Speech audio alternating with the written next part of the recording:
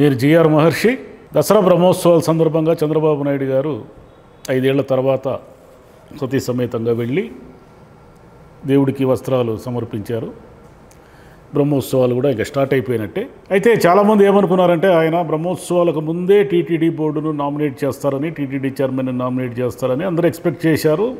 కానీ జరగలేదు. ఎందుకు జరగలేదు అంటే చంద్రబాబు నాయుడు గారు మామూలుగానే అధికారంలోకి వచ్చిన వెంటనే కూడా ఆయన లేట్గా పోస్టులు ఇవ్వడం అనేది ఆచితూచి ఇస్తూ ఉంటారు. అందులో టీటీడీని అంత సులభంగా ఆయన ఫిలప్ చేయరు. ఇంత మునుపు గత అనుభవాలన్నీ మనకు చెప్తాయి ఆ విషయము.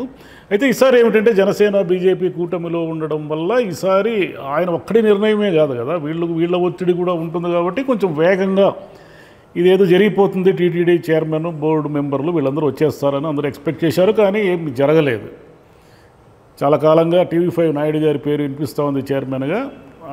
ఈరోజు రేపు అంటున్నారు. కానీ అది ఎందుకు జరగలేదు అంటే ఒకటి చంద్రబాబు నాయుడు గారు 10 సార్లు ఆలోచిస్తారనే సంగతి పక్కన పెడితే ఇప్పుడు ఆయనే కాంప్లికేటెడ్ చేసుకున్నారు టీటీడీ పోస్టులు ఫిలప్ చేయడం. ఎందుకంటే కల్తీ నెయ్యితో లడ్డూలు తయారు చేశారు వైసీపీ ప్రభుత్వం మీద ఒక ఆరోపణ ఆయన చేసేశారు. కాబట్టి ఇది ఇప్పుడు సుప్రీంకోర్టు వరకు వెళ్ళి సిట్టు విచారణ వరకు వచ్చేసింది. కాబట్టి ఇప్పుడు ఆయన వేయబోయే టీటీడీ బోర్డు, టీటీడీ చైర్మన్ని అందరూ కూడా 10 సార్లు పరిశీలిస్తూ జాగ్రత్తగా ఎవరు అని స్క్రూటినీ జరుగుతూ ఉంటుంది.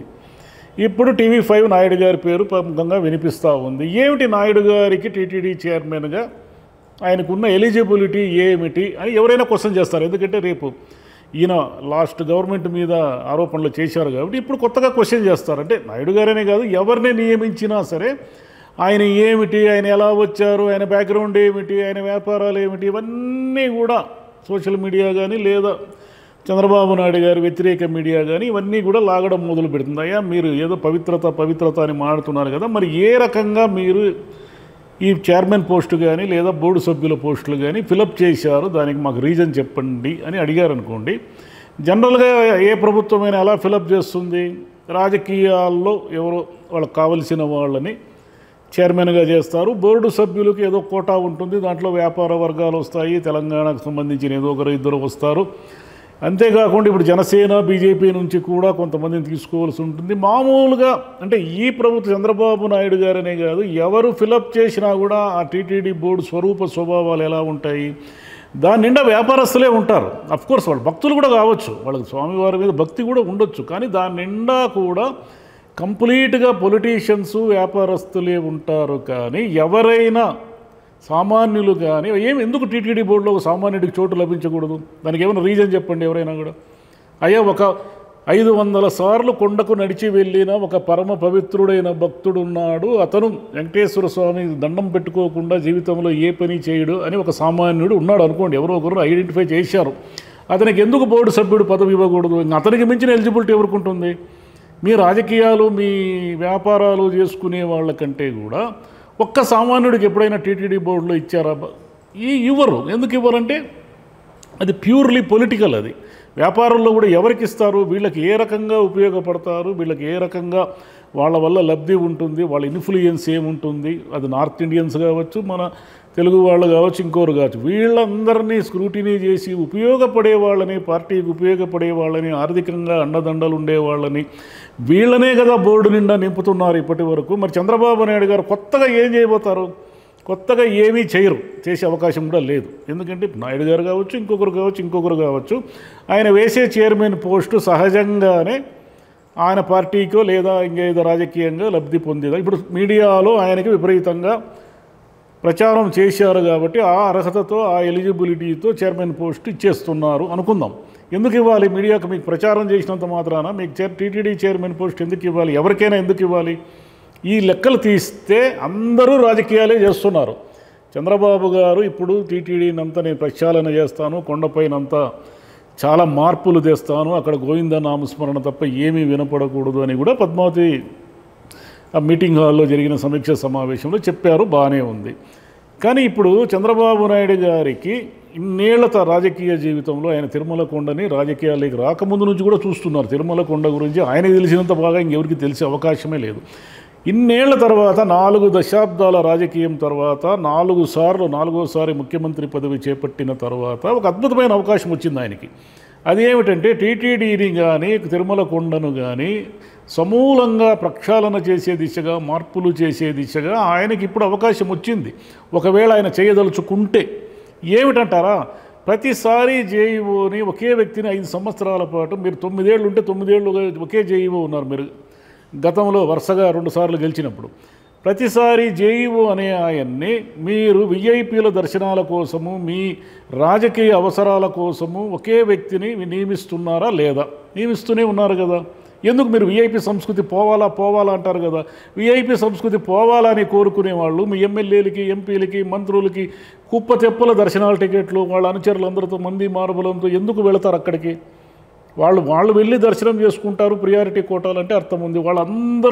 వాళ్ళకు సంబంధించిన అందరూ మనుషులు మందలుగా వెళ్ళి సామాన్య భక్తులకి 2 రోజులు 3 రోజులు క్యూలలో, షెడ్లలో మగ్గిపోతూ ఉంటే మీరంతా కూడా వెంటనే పోయి, మీరు డబ్బులు ఉన్నాయి కాబట్టి, మీకు పలుకుబడి ఉంది కాబట్టి, మీకు డబ్బులు పలుకుబడి ఉన్నంత మాత్రాన వెంకటేశ్వర స్వామి మీకు దగ్గరవాడు ఎలా అయిపోతాడు? దేవుడే కదా, దేవుడు ఎవరికైనా దేవుడే కదా. మరి మీరు ఈ కల్చర్ అంతా కూడా తగ్గిస్తూ రండి. ప్రతిసారి ఏ ప్రభుత్వం వస్తే ఆ ప్రభుత్వానికి సంబంధించిన దళారులంతా కొండపైన తిష్ట వేసి టికెట్లన్నీ అమ్ముకుంటున్నారు. ఈ విషయం మీకు తెలియదేం కాదు కదా, మీరు అక్కడ ఆ ప్రాంతం వాళ్ళే కదా. మరి ఈసారి కూడా మీ పార్టీకి చెందిన వాళ్ళందరూ ఈ టికెట్ల వ్యాపారం చేయకుండా అరికట్టండి, మొత్తం అరికట్టేసండి. ఏ పార్టీ లేదు, గిట్టి లేదు. కొండ మీద అంతా పీస్ఫుల్గా ఉండాలా, కొండ మీద అంతా నిజాయితీగా ఉండాలా, నిబద్ధత ఉండాలని ఒక రూల్ గట్టిగా బిగించండి. అదేవిధంగా బోర్డు సభ్యులందరూ కూడా టికెట్లు అమ్ముకుంటారు. టికెట్లు లేదా వేరే వాళ్ళకి ఎవరికో సెక్రటరీలకో, పిఏలకో, వాళ్ళకో వీళ్ళకో ఇచ్చి వాళ్ళు డబ్బులు తీసుకుంటున్నారు కొంతమంది, అందరూ కాదు. మరి వీళ్ళందరూ కూడా తమకు వాళ్ళందరికీ ఎందుకు అసలు కోట, అన్నన్ని టికెట్లు కోట ఎందుకు? ఏం బోర్డు సభ్యులైనంత మాత్రాన వాళ్ళు ఏమైనా ప్రత్యేకంగా ఏమైనా దిగొచ్చి ఉంటారా? వాళ్ళ కుటుంబ సభ్యులు అందరూ కూడా వెళ్ళి స్వామివారిని దర్శనం చేసుకుంటే ఎవరికీ అభ్యంతరం లేదు. కానీ వాళ్ళకు కోటా పెట్టి, వాళ్ళకి టికెట్ల కోటాలు పెట్టి, వాళ్ళ వ్యాపారానికి లేదా వాళ్ళ రాజకీయానికి, వాళ్ళ అనుచరులకి, వాళ్ళ మనుషులకి, లేదా వాళ్ళ తరఫున ఇంకెవరో పిఏలో లక్షలు అమ్ముకొని దండుకోవడానికి, దీని ఎందుకు? దేవుణ్ణి వ్యాపారం చేసింది ఎవరు? మీరంతా మీ రాజకీయ నాయకులే కదా దేవుణ్ణి వ్యాపారం చేశారు. మీరే కదా దేవుణ్ణి ఈ రకంగా చేసి పెట్టారు.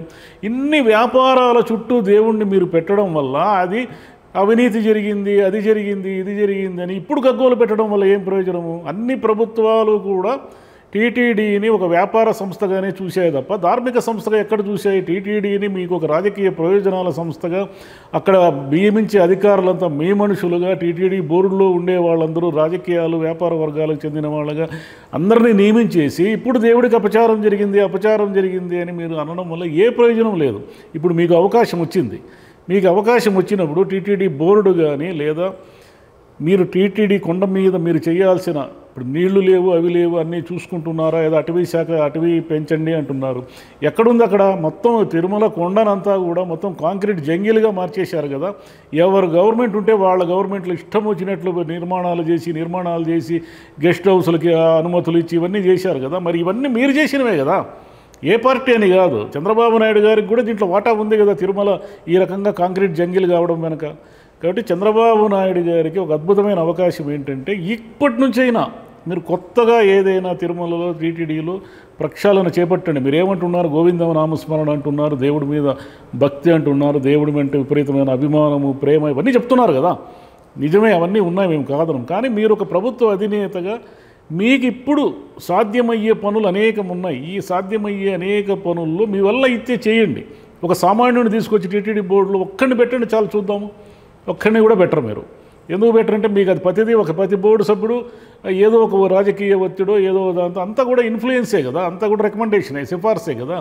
దేవుడి దగ్గరికి ఎందుకు ఇన్ని సిఫార్సులు ఎందుకు? ఒక సామాన్య భక్తుడు చచ్చి చెడి వాడు ముడుపులు కట్టుకొని ఎన్నో బాధలు పడి కొండెక్కి రోజుల తరబడి, ఒక రోజు 24 గంటలు 36 గంటలు షెడ్లలో ఉండి తినక వాడు ముడుపులు కట్టిన డబ్బునంతా తీసుకుపోయి ఉండిలో వేసి దేవుణ్ణి ఒక్క క్షణము అలా దండం పెట్టుకునే లోపల వాడిని తోసవతల పారేస్తారు. మరి మీరెందుకు అంతంతసేపు పోయి నిలబడతారు? మీరు అన్నన్ని నిమిషాలు మీరు దేవుడిని దర్శనం చేసుకోవడం వల్ల మీరు ఏమైనా దేవుడు ప్రత్యేకంగా మీకు ఏమైనా వరాలు ఇస్తాడా? ఏమి ఇవ్వడు కదా. సామాన్యుడైనా, మా పెద్ద మనిషి అయినా, విఐపీ అయినా, ఎవరైనా దేవుడికి సమానమే కదా. కాబట్టి ఇప్పుడు ఇన్నేళ్ల తర్వాత మీకు అవకాశం వచ్చింది. మీ వల్ల అయితే ప్రక్షాళన చేయండి. ఊరికే మాటలు చెప్పడం వల్ల ప్రయోజనం లేదు. ఎందుకంటే గాంధీ జయంతి రోజు గాంధీ సిద్ధాంతాలను అనుసరించాలి అని స్కూళ్ళల్లో చెప్పినట్టుగా టీటీడీ సమీక్షా సమావేశాల్లో ప్రతిసారి మీరు ఏదో చేసేస్తానని చెప్పడం వల్ల ఏ ప్రయోజనం లేదు. ఆచరిస్తే చూసి సంతోషిస్తారు. Thank you.